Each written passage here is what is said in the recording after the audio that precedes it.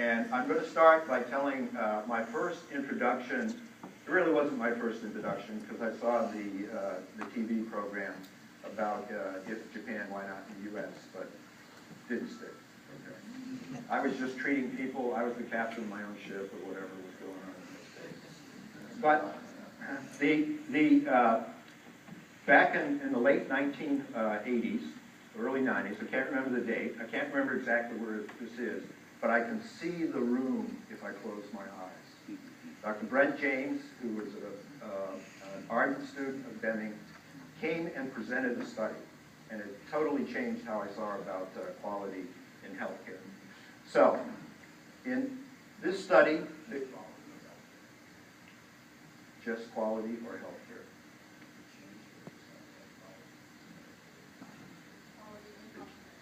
No, it changed how I saw the world. So, these people had adult respiratory distress. These were the sick of the sickest. Imagine a person, that just means they got bad, sick lungs, okay? They have a tube down their mouth. They're under mechanical ventilator. They're on 100% oxygen, and their blood oxygen concentration is not even in the low normal range. When people get to that level, survival is 11%.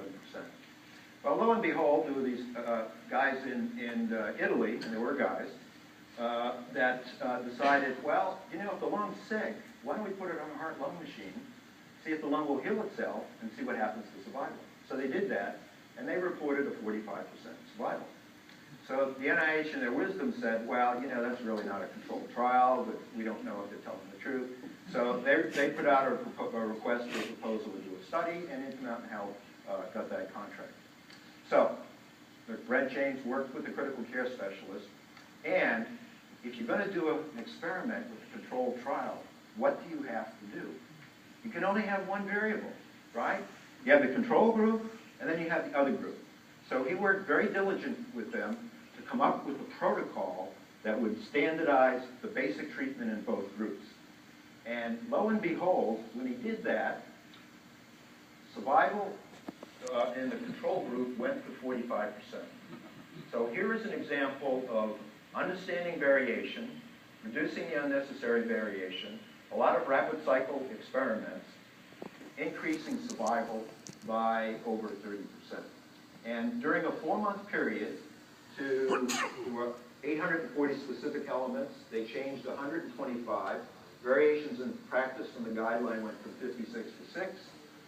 MD changed it, part of it was MD changing behavior, guideline changing behavior in terms of the feedback loop.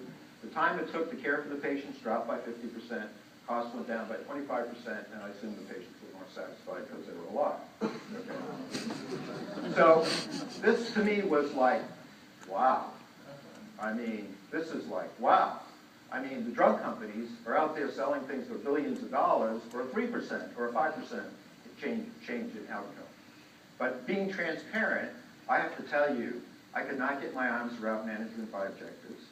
I could not get my arms around the issues with performance evaluations. But if any of you have followed what happened in the VA recently, in terms of the wait time, that's all about managing by objectives and people gaming the system. And when I had people that reported to me, and I had to do performance evaluations, I got it. I didn't know how to measure what their performance was. And if you look at it, feedback once a year is probably not going to change the case.